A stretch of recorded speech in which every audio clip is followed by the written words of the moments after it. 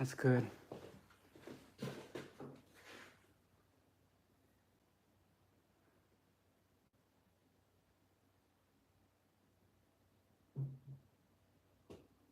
You got your water, Victor? Yeah.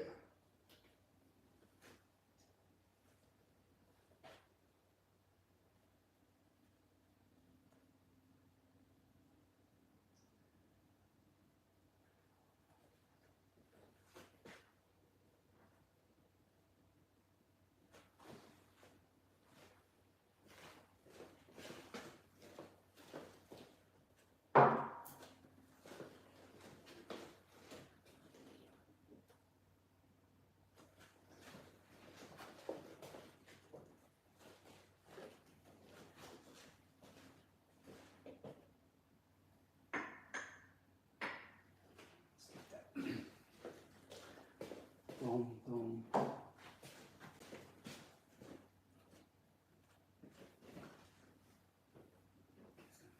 Let me get some water for myself, bro. And we're good to blast off. Okay. Right here.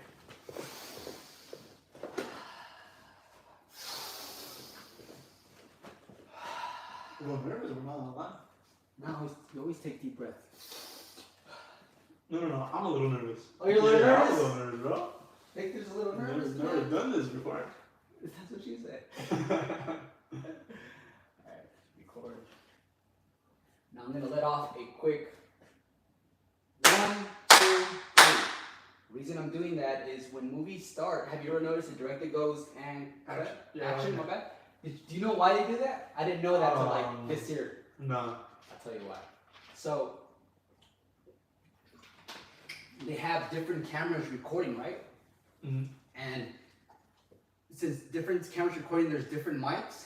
What they'll do is when that thing goes boom, all cameras that are recording pick up the sound. So when they put all the footage from the cameras into, for example, CapCut, Yeah. they'll see that spike in the audio. So then all they have to do now is just line up that spike from all the videos, okay. and everything is in place now. But that's it. Now we probably won't put this part on here because people don't care. Are you comfortable with this? Yeah, I'm comfortable, bro. Yeah. I'm good. So, well, ladies and gentlemen, today we are just hanging out. It's a nice kickback day for the photo booth operators right here today. My name is David Rodriguez. Right over here we have Victor. I'm going to let Victor introduce himself and just tell you a little bit about himself. What's up, Victor? How's it going, guys? My name is Victor. I'm a 360 photo booth operator down in Santa Ana. If you guys don't know where that is, that's like Orange County next to Anaheim, Disneyland area. So yeah, I've been in the game for a little over a year now. Definitely have some experience as well. Met David a while ago. We just kept in contact, and now I'm here today kicking it with him. Yeah, just chilling, bro. How was the drive over here? Wasn't too bad, to be honest. I feel like the way back is gonna be a lot worse. Yeah. But shouldn't be too bad. Yeah. One thing that I really wanted, the reason why I wanted to do this interview with you is because one, you're young, and this doesn't mean, guys, that I'm being, what's the word? I'm not discriminating, but the reason I'm captivated is because when I was Victor's age, I was trying to do what's called soul searching. I had so many jobs by the time I was 20 years old, and that's how old you are, right, Victor? Yeah. So by the age of 20, I already had like 10 plus jobs. And so in my mind, I was like, let me talk to Victor, what's going on in his brain, being like a newer generation, and just cover the photo booth industry questions and also maybe some insights as far as what he sees. And maybe even Victor can flip the script and interview me and ask me some questions, brother. But what is this your very first business, brother? Yeah, it is. It is. Yeah, first one. I think honestly, we're not crazy huge yet, Yeah. but I think for the first one, made profit. Good amount. Definitely learned some new things when it comes to just business in general. So if I ever want to build a new one, I definitely have some experiences from this one that can help me go a long way. Yeah. So I would say so far it's been successful. Met some connections. Primary example. Yeah. So yeah, it's been great. So it being your first business and you came in with zero experience, tell me about the launch process. Tell me about the beginning struggles of a photo booth entrepreneur. Man, so the first thing was obviously I didn't know nothing about business. Like how to start either an LLC or the DBA. I didn't even know what DBA was, right? So first things first was research, a ton of research, right? I remember I first found out about the 360 was from my aunt and uncle. It was like Thanksgiving like area, Yeah. right? And then we were outside in a carne asada, Nice. and then they brought it up. They're like, "Oh, have you guys seen this 360 photo booth? They're really popular." And I was like, "360 photo booth? What's that?" And then I saw a video and I was like, "That looks pretty cool, you know?" Yeah. And they're like, "Yeah," and because my aunt, she's a event decorator, an event planner. Okay. So she's like, she has her own business, and then she's like, "Yeah, like they make good money." And I was like, "How much they make?" And she's like, "Oh, like 500 per event." I was like, 500 to me. I was, I was like 19. Yeah. I was like, damn, 500 per event per day. That's crazy money for me. So yeah, and then I searched it up. I found you. You were like one of the main people I found, and I just binged all your videos, bro. Like from the beginning, from the first one, like very first one to the most recent one you posted. Okay. And then I just searched up like, oh, what's a DBA? How to create a DBA? What do I need to create a business in Orange County and stuff like that? And yeah, man, just learned, and made some mistakes along the way, but we're here now. So the first thing that you were blown away by is like $500 in one day, right? So that captivated you right away. And then you decided, okay, now I'm gonna formulate a plan. And you thought of a DBA and an LLC first, right? Yeah. Did you get a lot of your foundation when it came to the business concept of starting a business from some of the YouTube videos, or did you go through other sources on how to get started the right way versus just buying equipment, going out there and ignoring all the things that could potentially happen that can really hurt your business? Yeah, so I think like one of the main things I did was just first focusing on the 360 booth itself. And like, what do I need to start it? What do I need to take it out? What do I need to collect payment? And then what do I need to put myself out there, right? Yeah. So for you, it was Google Business Profile. That was like the main thing. And then obviously, I'm doing Instagram, TikTok, all those platforms. But yeah, and then when it came to actually establishing my business with the county and everything, I searched up like CPAs or like accountants, not accountants, but like the people who work with business. Okay. So yeah, I searched up them, and then they explained the process, like, oh, LLC versus DBA, what's the difference, benefits, cons of both. And yeah, and then in the end, I decided to go with the DBA, just because LLC to start it, couple grand, off the rip. And then me, since it's my first one, I was kind of scared. Like, what if I just create an LLC? I don't go nowhere with it. I just wasted a couple bands. Plus, what am I wasting equipment? So I was like, yeah, I'll just start off with the DBA. Sure. So yeah, you did your research. What was the most intimidating first step that you had to take? Was it you spending a couple grand? Was it you telling your parents, oh, I'm going to commit to this? Like, what was, because what I want to know is some people don't get started. They stay on the sideline watching everyone in the game for too long. Yeah. And they always have a valid reason on why they haven't gotten started. But I think it's always going to be based off fear, right? Yeah. So what would you say was a fear that you had to overcome, one, as a young college student? Yes. College student, like, what was it for you, if there was anything? Yeah, dude, I was young, I was 19. Okay. I didn't have much money, right? I was working at a regular W2 job. Still am, but so for me, dropping like $2,000 on equipment and stuff like that just right away, it was huge. It was very scary, dude, very scary. And then plus, I had really gotten a car, right? So I had that payment, and it's like, man, $2,000 off the rip, just gone from my account like this. Yeah. Dude, that was crazy scary. That's funny. But yeah, and then I was like, that was the biggest thing, just like letting that money go. Yeah. To buy the assets to generate more money. Wow. Yeah. That's powerful, because I can imagine myself looking at my bank account having like $2,700, and then all of a sudden my bank account only has like $700. Dude, you're so proud of having $2,700 because it probably took you a year depending on a situation, to acquire that much money, right? And you tell yourself, man, I have like over $2,000 on my bank account. I'm not a millionaire, but I'm a thousandaire. Like I feel good. I could walk into a restaurant and be like, I'm gonna be all right. I got this.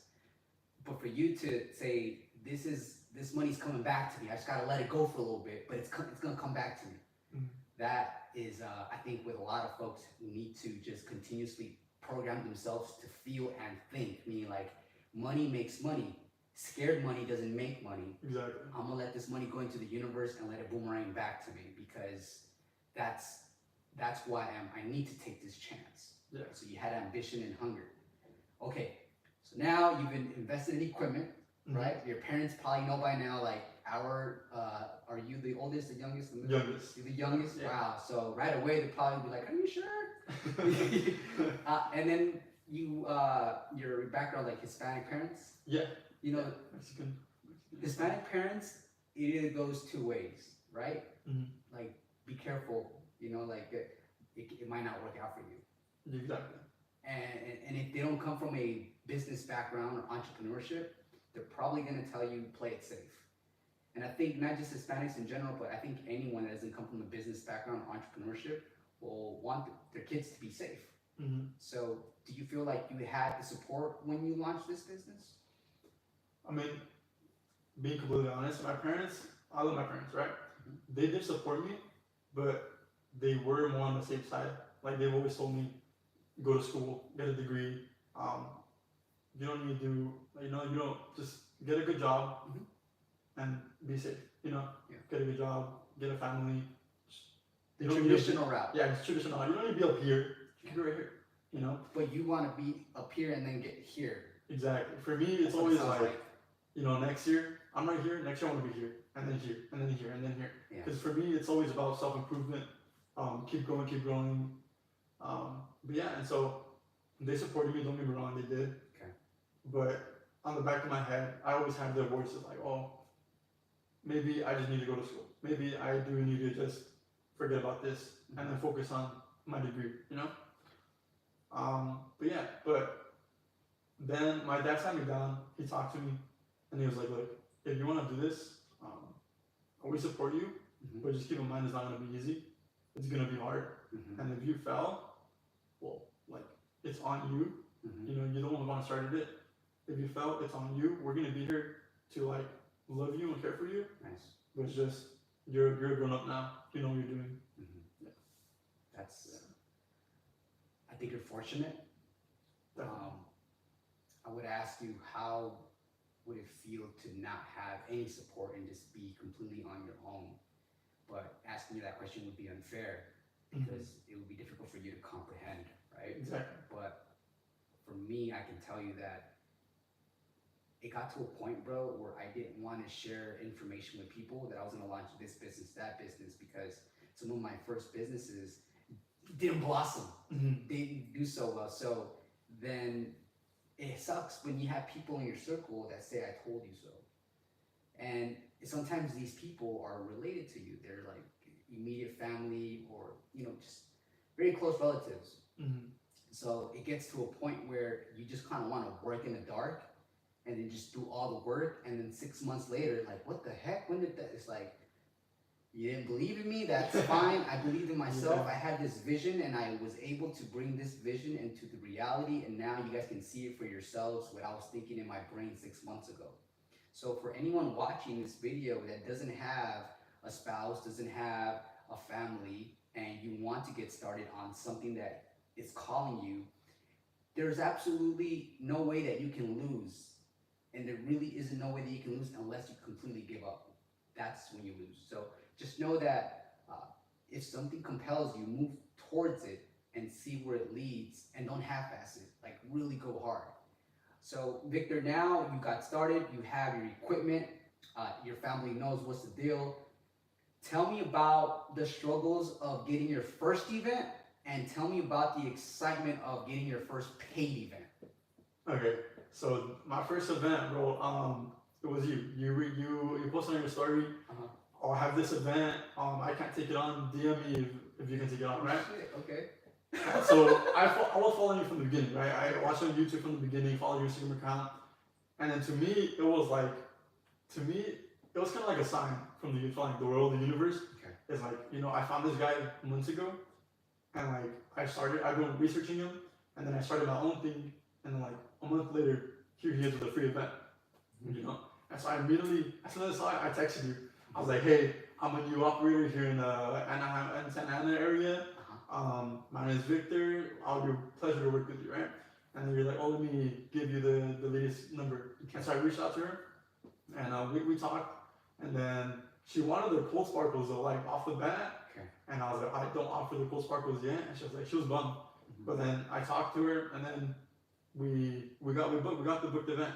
Okay. And my mom because I had picked up my mom from work, and I was taking her back home, and that's when I called the lady, that first event, right? And man, I was nervous, dude, because I've never like been like on the phone trying to talk to people, sell something like that. Yeah.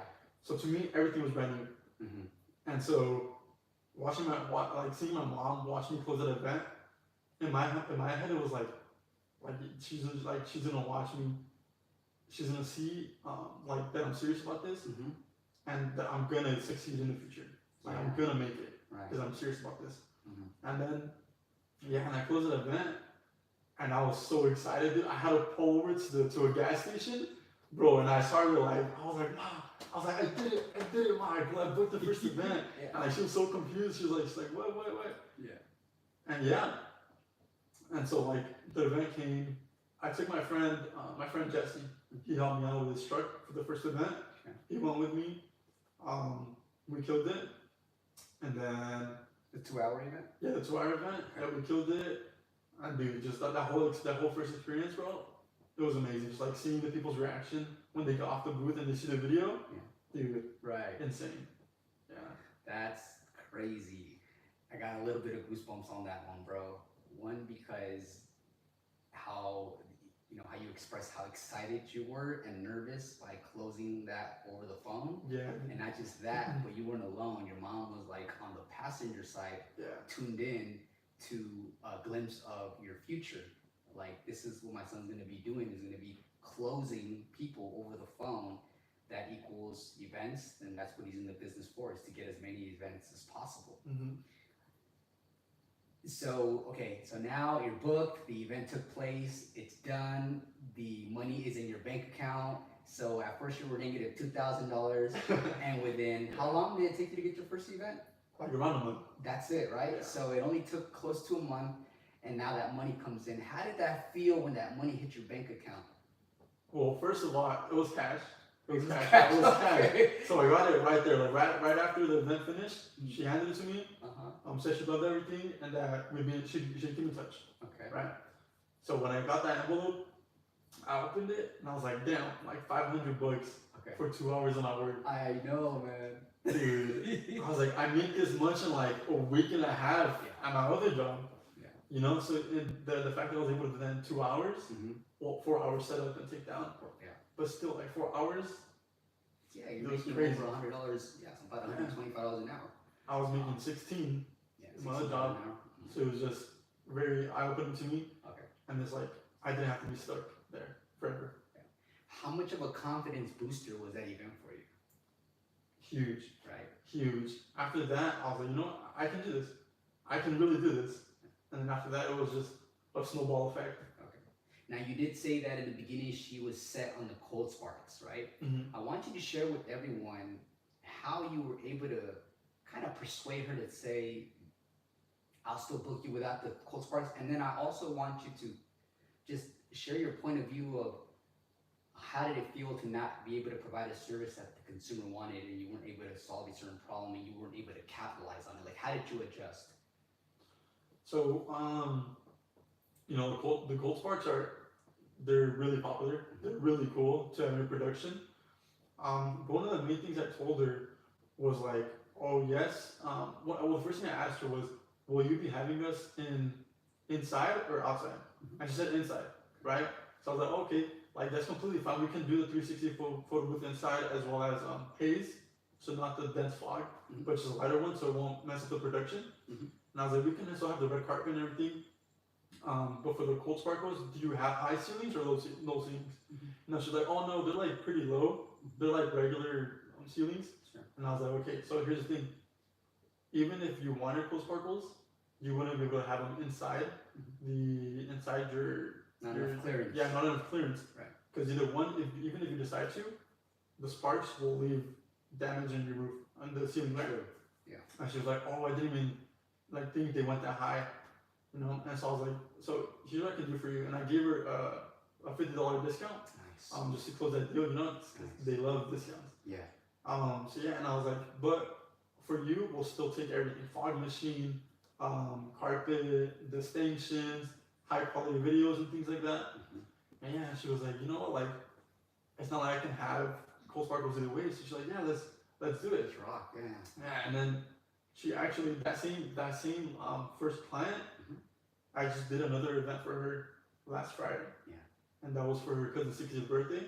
And then again for her annual Halloween party, she's already getting me for October. That, dude. So yeah. So I share with people this information, and I tell them, always treat your client like it's going to be your first and last client.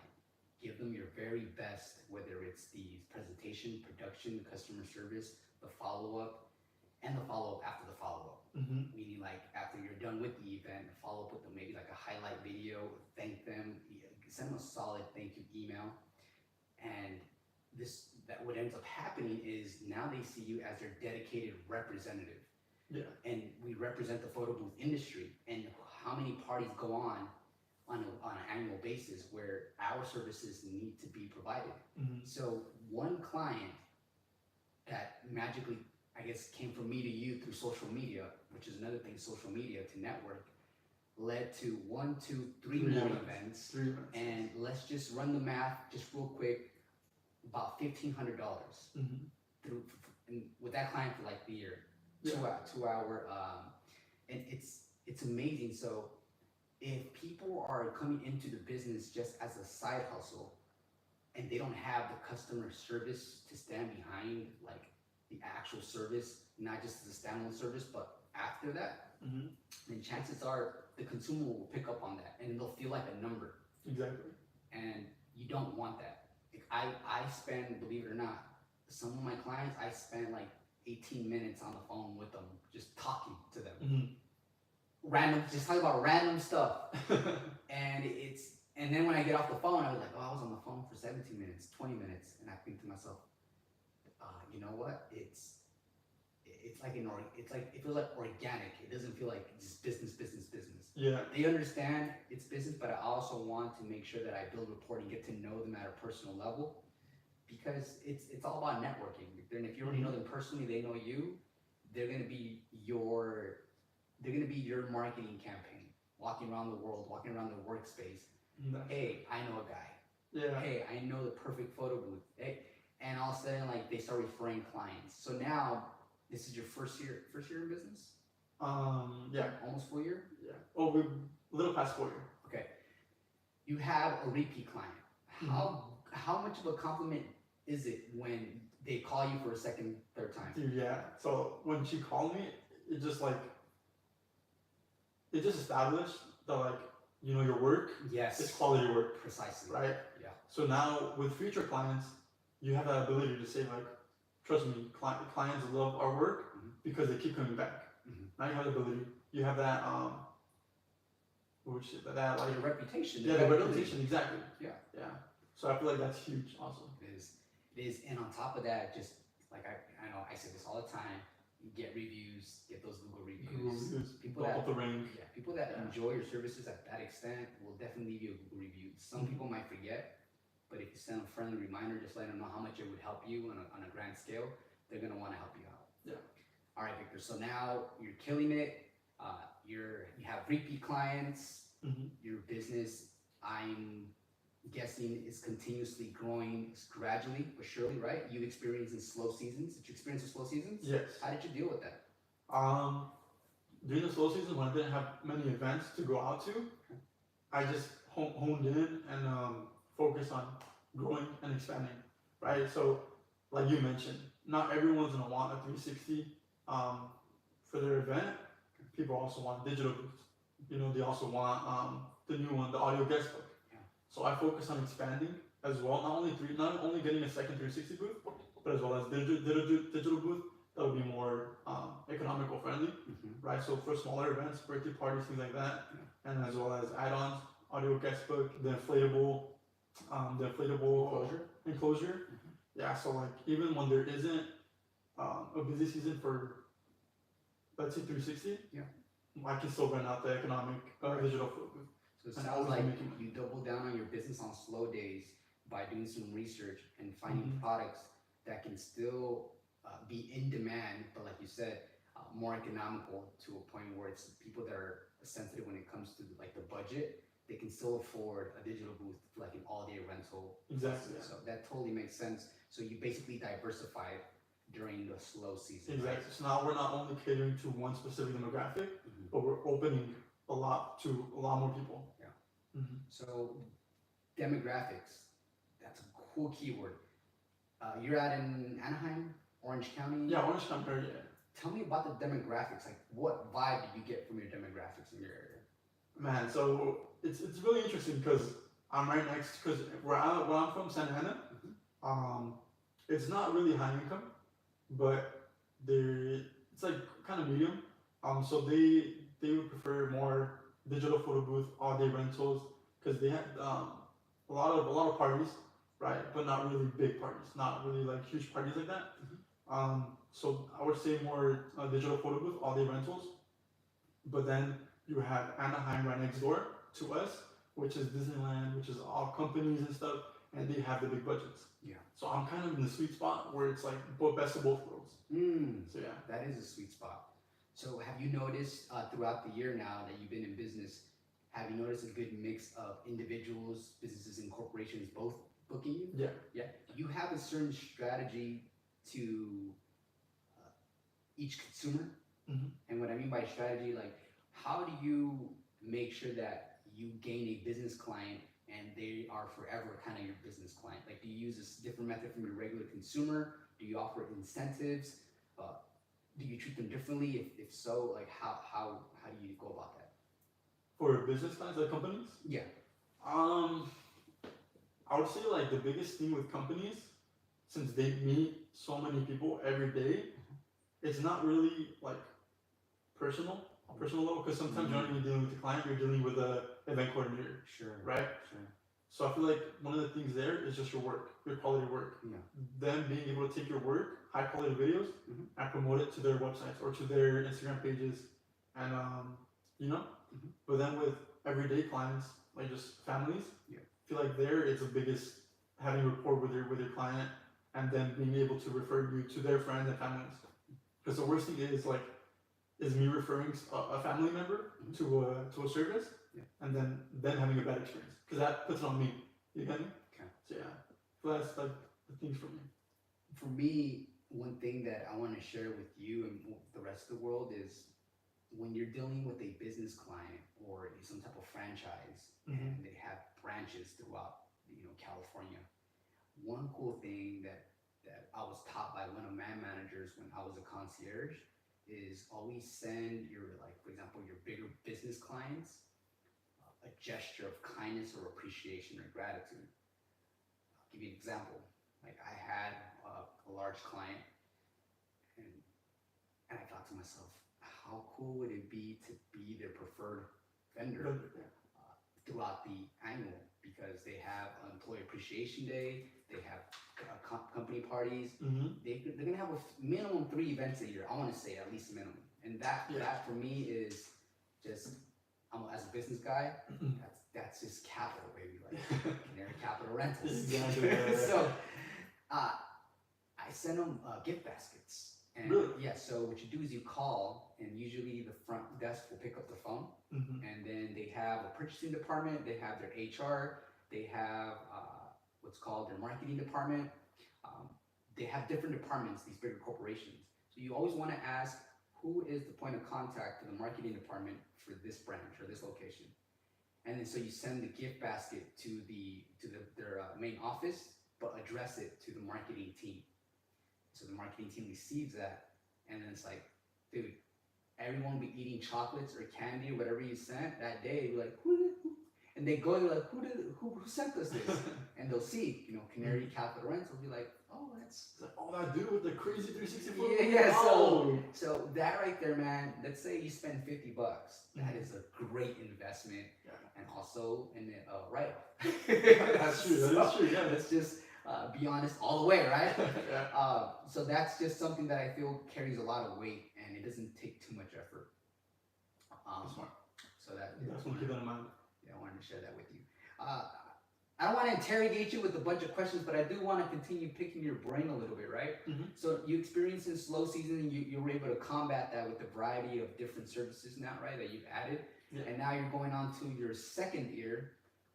What are some goals that you have that you really want to reach because you've done the math, you've measured, you've gone into analytics, and now you have a reasonable goal, right?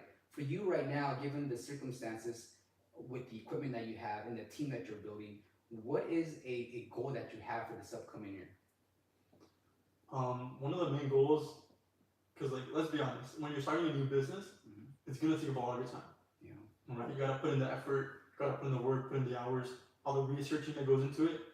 It takes a lot of time, right? So for me, I feel like one of the main things this year, it's like one of the things you taught me was getting contractors as well, and not only helping your company, but helping them as well, right? Building their business, because one of the main things in this business is just building kind of like a team, building a family.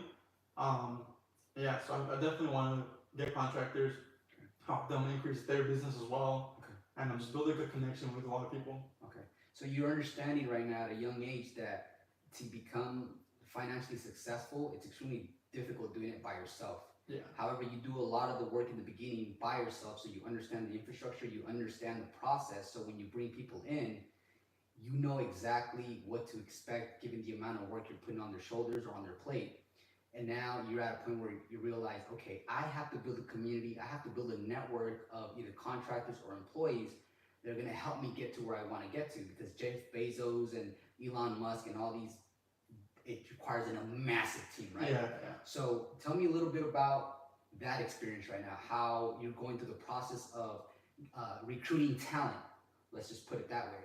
Tell me a little bit about that. So yeah, one of the main things is just definitely like looking up 360 photo booth rental near me and seeing the different companies next to you, right? Seeing your competitors, not really competitors, but also like your friends around you, things like that. Like for me, I had a kind of big event with my first client, right? And for that event was my first event. I hired out contractors, right, to do that event.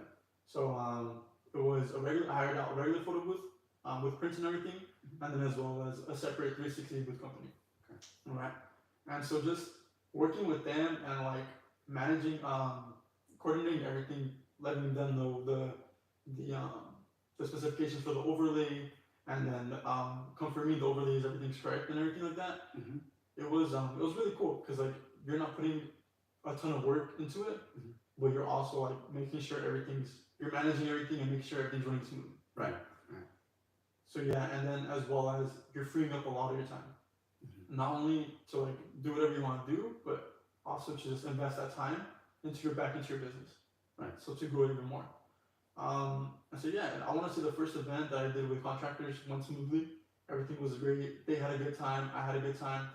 I went to that event just to make sure everything ran smoothly, and to gain that experience. And I was talking with them, meeting them, because I never met them before.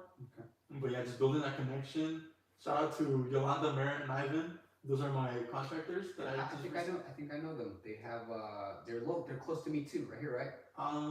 Yolanda. Is it luxury something? Their photo booth luxury or something? No, it's 360 app. Okay, no, I don't know them. 360 app. Light photo booth. Cause Yolanda. Okay. Yeah, Yolanda's 360 app. Okay. Merritt's light photo booth, and then Ivan is Thunder photo booth. Thunder photo booth. Yeah. Okay, I know Ivan. He's in Ivan. I gave him props. I was out in Long Beach, and I went on every time I'm at a different city, far away from my city. I always go on my Google and type in 360 photo booth to see who's ranking for that keyword in that area. And I think Ivan came in like 3rd place, even though I was in Long Beach, and he's like closer to Orange County. Yeah. So yeah, and then I know Ivan too because he joined the Patreon page. Oh, really? Yeah. So he's around your age, right? He seems young. I'm not. I haven't met him in person. Okay. Yeah. But I met Yolanda and Mary, and then Ivan. Another guy hit me up for an event that same day, and that I had. So then I hit up Ivan. Nice. And I gave him that event. I got the finder's fee and everything. All right. So yeah. So that day I had like 2 events basically that I contracted out. Yeah. So yeah, it was a really successful day for me. It's really cool. Sweet. A lot of experience. So that's another confidence builder. Yeah. Right? Yeah. It's funny how the first thing is execute the first event with almost 0 mistakes, right? That's confidence booster. And then another event, your second event, maybe running it for 4 hours with even more attendees. Like, say you go from 50 to like 200 people, another confidence booster because you did a larger venue. Next level is like, oh wow, they want to rent out the 360 booth and a digital booth. Yeah. What? I'm gonna make $1,200 in one night? Dude, yeah. And then you're done with that event. Confidence booster. Yeah. And now you're like, okay, boom. Now it's like, okay, I need to hire people, but do I really want to hire people with absolutely no experience? No, I want to look around to see who has the equipment, already has experience, and then just kind of bring them on. And now you're there, and now you were orchestrating a team. So you went from a solopreneur to a director of operations, kind of directing the team as far as, okay, you do this, you do that, this time, X, Y, and Z. So that is another confidence booster because you realize like, okay, I'm good at communicating with people and I can share my vision and bring it to life and these are the right people to recruit, right? So now you have a team, you have contractors. Yeah. You're on the right path, bro. Hopefully, huh? Yeah, no, you're on the right path. You're in an area and you're utilizing your resources instead of seeing as competitors. You're starting to see them too as like a potential community where you have to constantly promote your business to be the most relevant business for those keywords. Yeah. Because if they call you first, you can book them first and then ask the rest of the folks, hey, who wants to come and make some money with me? Exactly. Everybody's gonna want to make money. So with that being said, I can't think of anything else right now, just kind of given like the time that you've been in the business. I feel like this is a very exciting time for you. I feel not only do I see it, but I feel it from you, like that you're hungry and that you're always like, hey David, can I do this or should I do this? Or like, yeah man, like I can only share stuff that I know that's worked. I can never answer a question if it's something that I've never experienced because at that point it's like you're gonna have to figure it out, Victor, and you're gonna have to let me know how that goes. Yeah. But you know, congratulations on your expansion. Congratulations on starting a business that was immediately profitable. It sounds like maybe it took you less than 3 months to make all your money back, right? Honestly, yeah. Probably close to 3 months. Around 3 4 months. And then you just kept reinvesting into the business, right? Solid. So, at this point, Victor, what are your thoughts? And I'm gonna leave that wide open, because it doesn't necessarily have to tie into the photo booth, but as a person that you're becoming as an individual, what are your thoughts now? What do you see for yourself? Definitely, honestly, like before I always thought about like starting my own business, but now that I've actually done it and it's actually going really good, I'm in love, bro. Like you just become like hungry. You know, like you were hungry before, you become even hungrier.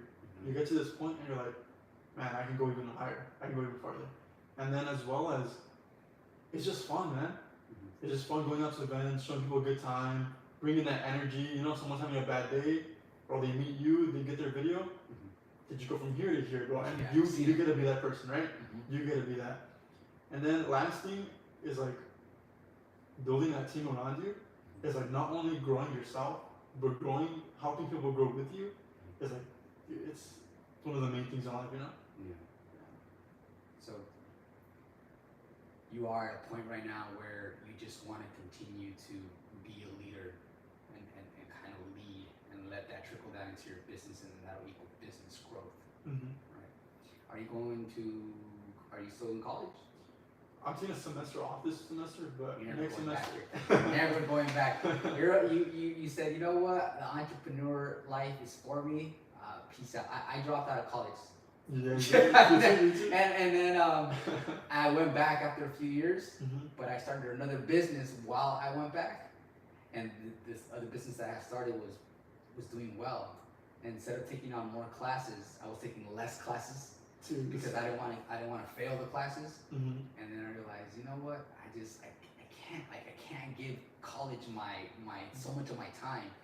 I want to continue going through the process of being successful on my own and just using what I learned in college right away, apply it right away and just put it into practice right away until I'm not gonna wait until give me a degree and say, okay, David, now you can go do it. Yeah. I just be like, no, I thank you so much for this semester. I'm gonna use exactly what I learned in real life, and that was my style. Everyone's a little different. Everyone is a little different. Yeah. But yeah, man, so at this point, Victor, what would you like to know? Like, what do you, it sounds like you're always seeking for new information to grow, right? Mm-hmm. What would be a question that you would have for the community, like to the people that have been in the industry for like a long time? For the people who have been for a long time, probably just like, how do you keep innovating? Like what do you do to keep innovating and to keep up with like, for a long time? Because I know a lot of people, isn't like when you start a new business 90% fail or something like that. Mm-hmm. Like a lot of people fail. It's like, how do you keep going? How do you stay succeeding? Mm-hmm. And that's like one of the biggest things. Also, time management. Mm-hmm. Just because time management is like a big thing. And for me, one of the things I've like done to like help me a little bit, it's like contracting someone else for the overlays. Mm-hmm. And small things like that, just freeing up those little hours of my time, yeah, to focus on the most important things, and as well as getting contractors as well. So I'll try to answer your questions as best as possible. Mm-hmm. So your first question, second question I remember, it was time management. First question was how do you continue innovating and continue to grow? What was your third question? It was just those two questions. So the first one, how do you continue to innovate and grow? A lot of people right now, they're having what's called price wars. There's like pricing competition. Mm-hmm. So people's way of coming into business and analyzing the business is this. They'll go online, and they'll see how much the guy down the street is charging. They'll check to see what they're offering, and in their mind they say, okay, I'm gonna go ahead and be a few dollars underneath this guy, and I'm gonna try to offer more. And then another guy comes into the business and does the same exact thing. So now what's happening is we're all copying the same model, and what ends up happening is we depreciate the business by having these price wars and dropping the price lower. And all of a sudden we did that as a strategy, and later on realized, well, all we did was have a race to the bottom. And now the guy that we thought was the guy to go off of, why did we use his model if he's barely getting by and not being a super profitable business, and he is not what I can say what I want to become? He's just been like in the business probably longer, right? Mm-hmm. So in my mind, in my eyes, I thought to myself that that's probably not the right ingredients to like put in the soup right now. So instead, what you want to do is, if you play that game, then you're trying to squeeze the amount of profit that you're trying to get from all this competition is going to be so low that there's no way to innovate, and there's no way to grow your business. There's no room for innovation because you're too busy with volume and not paying attention to what really going to help your business grow. Check out the infrastructure. So then that's going to tie into time management, right? Instead, what you want to do is you want to be the most expensive business in your area. The reason why you want to be the premium service provider is because you will start attracting premium clients. And when you attract premium clients, it's easier for them to be emotionally invested into your business because they'll spend extra money. When they spend extra money, it's going to sting a little, but because it stings them a little bit, that means they are paying attention to what they're about to receive, and they're going to be way more grateful than the person that was trying to get your business for free at the lowest possible, and they're always ungrateful and hard to please, and their network of people are not going to be in line with your goals, which is to be an expanding business in the short term. They'll just have other cheapskates within their party, because people attract similar like people, right? Yeah. So when you start pricing your prices at a premium, that shows that you're confident about the value you have to bring to the client. And value perception is extremely important in any business. So if I'm charging $600, you're charging $400, right away, if you were shopping, you were thinking like, well, this guy that's charging $600, his service must be much better than the 400. And in actuality, we might just be having the exact setup, right, and production, but the value is perceived differently because I'm spending an extra $200. Once you acquire those clients, one, because how they're emotionally invested in how much they're spending, right, and two, they're just the way of doing business. They're easier to please, and they're the kind of people you want to network with because they understand business and they know you get what you pay for, right? Now that you're booked by that person, you show up to the event, one, super pumped up. Why? Because you are being compensated at the value that you value yourself as an individual. So you bring your A game. Yeah. Two, when you're there, you realize other people are being booked at a much lower rate.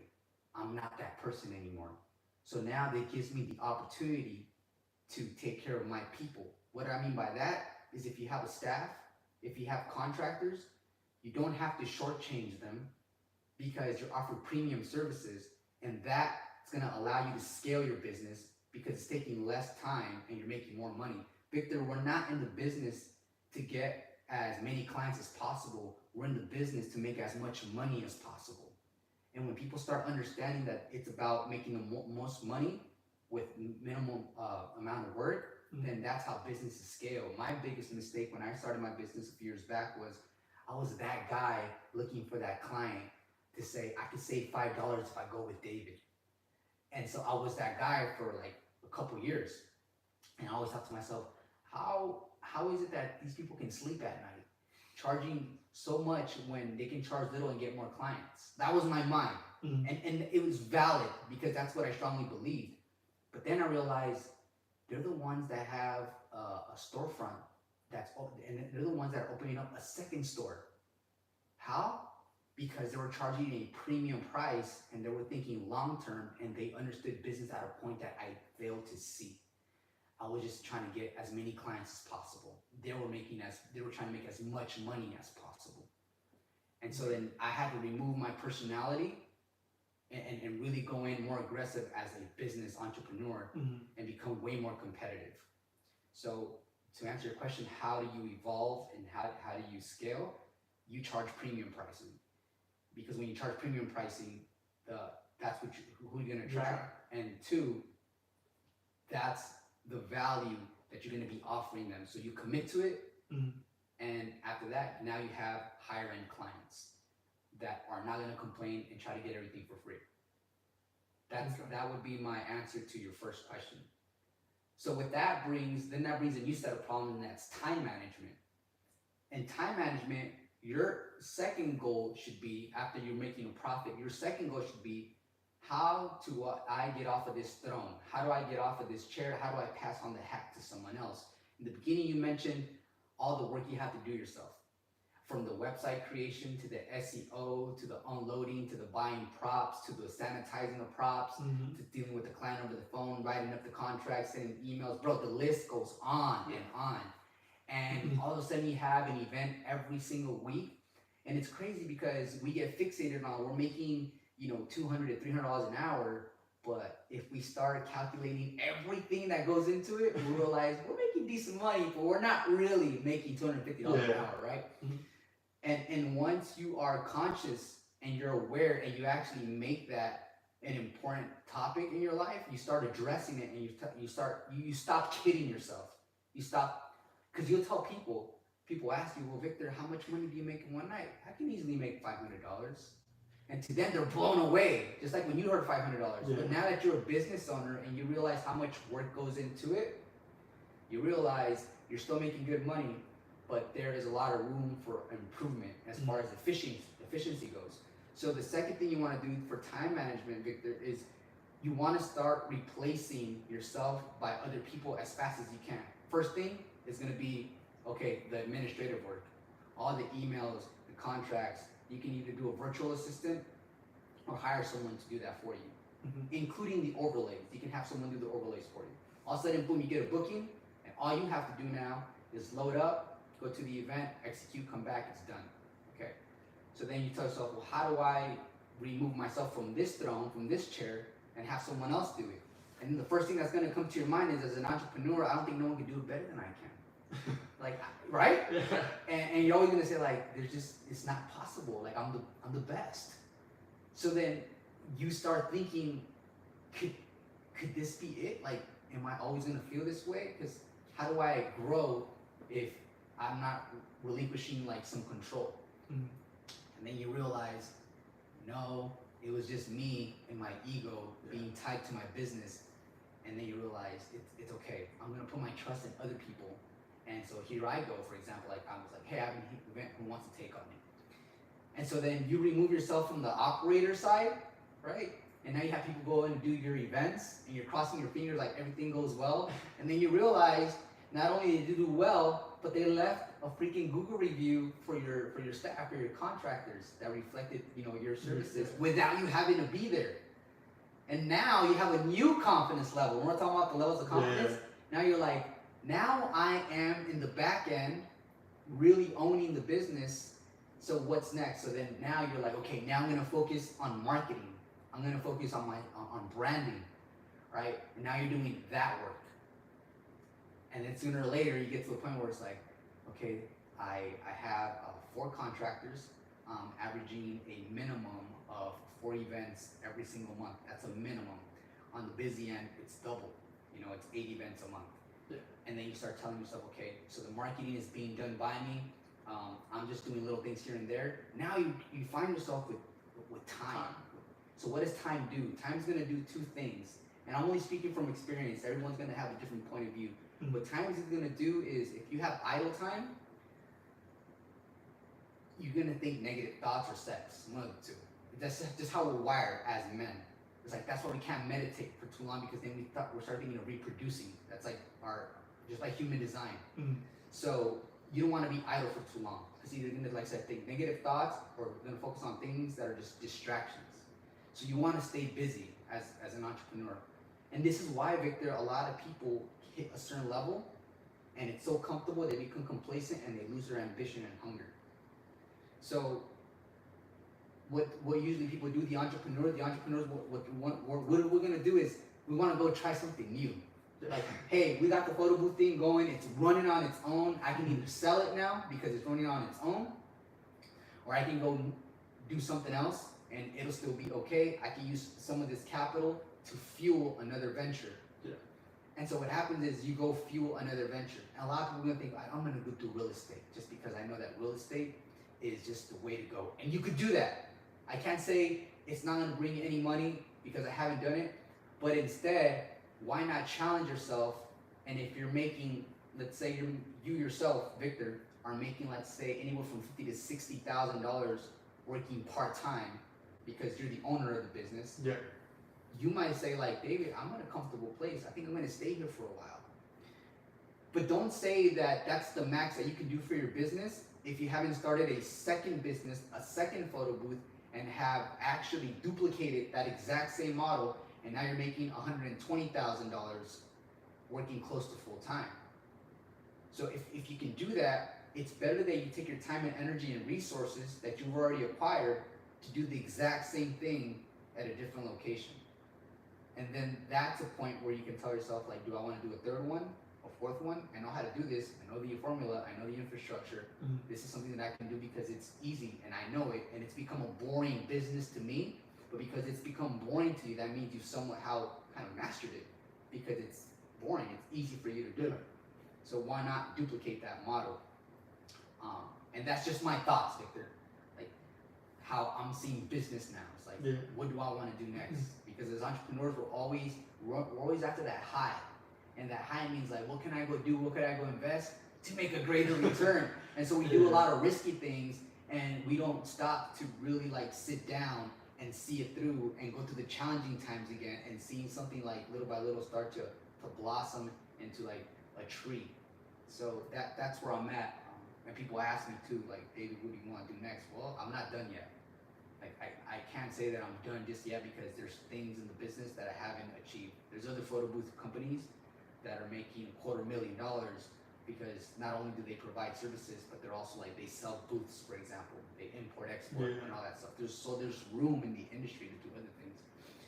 Yeah, I just wanted to share that insight with you and hope that maybe some of it will hit. So, Yeah, definitely a lot of valuable information right there, bro. Valuable information. So do what your heart desires, but as an entrepreneur, I think it's important for us to stay focused on one thing at a time instead of looking for that high or that dopamine hit. And other, it could be like, you know what, since I don't have to be at the business and I'm making this much money, I think every month I'm gonna do swing trading. I'm gonna trade stocks. I'm gonna start off with $2,000 and see how that goes.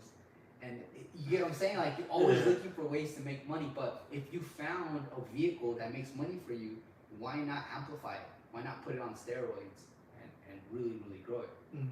That's true. Yeah. And like I said, you can always sell the business and then go start a secondary business and then sell that business as well. So you can also take on that role. But yeah, that's pretty much it in a nutshell, Victor. How long we been going on for? Let me see. 54 solid minutos. Yeah, a whole hour? Yeah, dude. Yeah, man. So it's like, do you still feel like a pressure? Oh no, wait.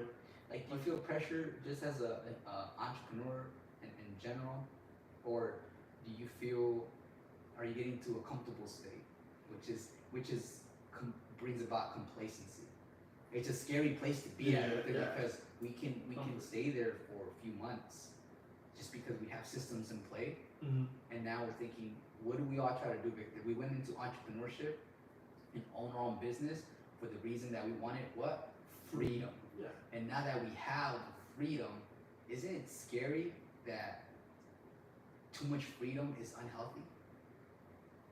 It just gives you too much time to ponder, and it can lead to destruction, which is really important. Why you should be tuned into things that are gonna motivate you and things that are gonna give you perspective, and hang around with people that are doing better than you, so that you can ask them questions when you feel just a little lost, because you don't know anyone else in your circle that you grew up with that is in a position that you want to acquire. So it's important to have that community. Yeah, that is true. Yeah, man. But like, you always have someone to like push you a little farther, so you don't get that complacent, you know? Yeah, I had my business mentors. One, he just blew up. Like he's in a different time zone. And then my other business mentor, like, he passed away. Oh really? Yeah, super freaking awesome, incredible person. And now I'm in my late 30s, and now my mentors are just podcasts and books, Victor. So I hope that the universe can answer some of my prayers and bring about more people in my life that are going to help me continuously grow in one way or another. Yeah. But don't cry, Victor. It's not supposed to be sad. Just kidding. Yeah, man. Yeah, Victor. So what's on your mind, man? Nothing, man. Just one. Like even when you're just sitting down, I feel like as an owner, you're still always like in the back of your head, you're still always thinking of like new ways, new ideas to do, and to grow your business. Even when you're just like sitting down watching TV. You get me? Yeah. Do you feel that too? Yeah. It's like I think like we were having this conversation earlier, you and I, about you went to a cabin at Airbnb, and the first thing as entrepreneurs, like, I wonder how much this person made with us booking today. Yeah, like how much a month, you know? Yeah. How many bookings he gets per month and stuff like that. With your mind constantly running like that, it's a good thing, dude. Yeah.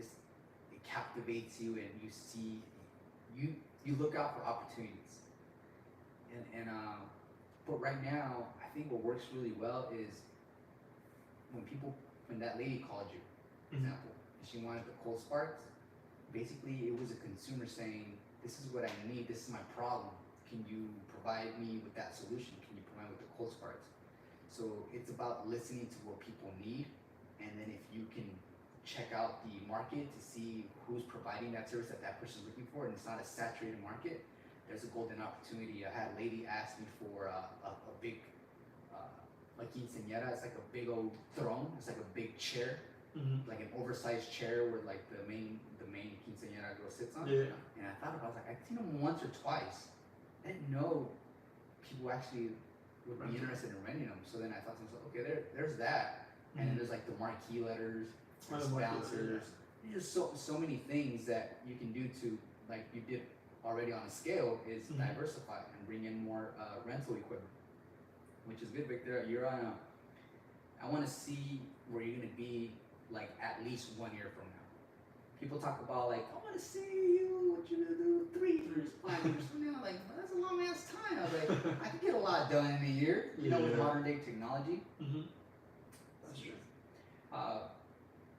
Do you have anything, Victor, that you want to ask me directly, brother? I usually do like one-on-one calls and stuff like that. But since we're here in the flesh, yeah. I talked a lot, and so did you, Victor. To be honest, not off the top of my head, but I feel like one big thing that I just, one thing that I like for the viewers as well, that I've been dealing with, that I just dealt with, was my booth, like kind of breaking in a way. And like one of the bearings in the booth, like it broke, I guess, and so it wobbled. It wobbles now, right? So I had to find a factory who was able to fix that for me. And then what I did with that event that I had for that, like the event that I had coming up that I wasn't able to use my booth. Was that the outsourcing of the contractors? Right. Yeah. So like, if you guys don't have, like, let's say you guys don't have an equipment, like a regular photo booth, right? You guys, one of the big things, honestly, is like having that confidence in yourself to reach out to another business owner who has that photo booth and like, hey, we're both photo booth owners, and we're doing different like types of photo booths. Why not work together?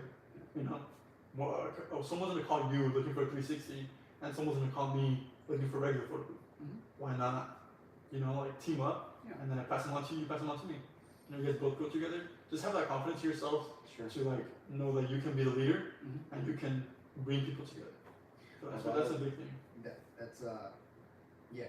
It's like having when you're playing video games, it's like having that extra life. Yeah, exactly. Right. One thing that I think that people should do too is once you made your money back, buy a secondary booth. It's always good to have a backup booth. And if you have a backup booth, not only can you use it for yourself, but if someone else needs the booth within your community, another contractor, you could rent them out the booth for $100. That's true. You know, you're helping them out, and it's only costing them $100, and they're able to come to you because they know you have an extra 2 to 3 booths. So that's the reason why I keep an extra set of booths. And when I go to events, man, I always try to have extra batteries, colors, mounts, lights, extra. Everything, man. Well, we're gonna go ahead and wrap it up, ladies and gentlemen. Once again, Victor from the business name. Lunacy Photo Rentals. Lunacy Photo Booth Rentals. Yeah, on Instagram. Go ahead and give people your Instagram, bro. Yeah, so it's lunacy_360_photo rentals. Just getting those keywords in there. I get the keywords in there.